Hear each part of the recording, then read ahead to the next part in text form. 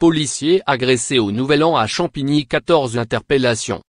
Parmi les 12 hommes et 2 femmes interpellés, certains sont soupçonnés d'avoir frappé la gardienne de la paix, d'autres d'avoir filmé la scène ou de ne pas avoir réagi, ont expliqué à l'agence France Presse des sources policières. Tous ont été arrêtés tôt mardi matin dans le Val-de-Marne, les Hauts-de-Seine, les Yvelines, le Val d'Oise, en Seine-et-Marne et dans le Rhin.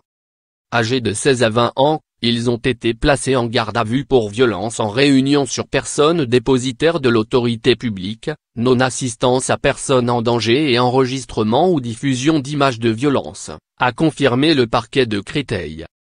Les perquisitions au domicile des suspects ont notamment permis de retrouver les tenues vestimentaires portées par certains au moment des faits et une grenade de désencerclement probablement dérobée lors de l'agression, selon une source proche de l'enquête. Parmi les interpellés, certains étaient connus des services de police. Tous les auteurs ont été arrêtés, a affirmé mardi le ministre de l'Intérieur, Gérard Collomb, sur le site. Cette vague d'arrestations intervient un peu plus de 3 mois après le début de l'enquête, menée par la Sûreté départementale du Val-de-Marne. Tout a démarré peu après minuit le 1er janvier, dans le cadre d'une soirée du réveillon non autorisée dans un hangar d'une zone industrielle de la ville qui a dégénéré à Champigny-sur-Marne, en proche banlieue parisienne.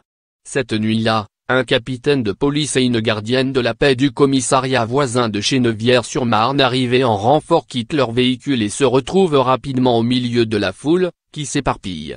Violemment pris à partie par quelques personnes, le duo se retrouve séparé. Sur une vidéo diffusée sur les réseaux sociaux, on peut voir la policière de 25 ans rouler en boule au sol et frappée au visage, au ventre et aux jambes par plusieurs individus qui l'encerclent. Ils se sont acharnés sur moi, a raconté dans sa plainte la fonctionnaire. Initialement fixée à 7 jours, son interruption totale de travail, HIT, a été réévaluée à 30 jours.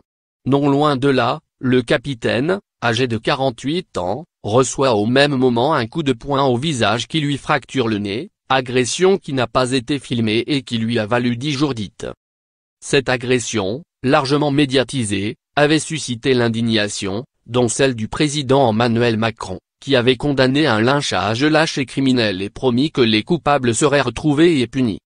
Elle avait également ravivé le mécontentement des policiers, au moment où le gouvernement s'apprêtait à expérimenter la police de sécurité du quotidien, censée améliorer les rapports entre l'institution et les citoyens.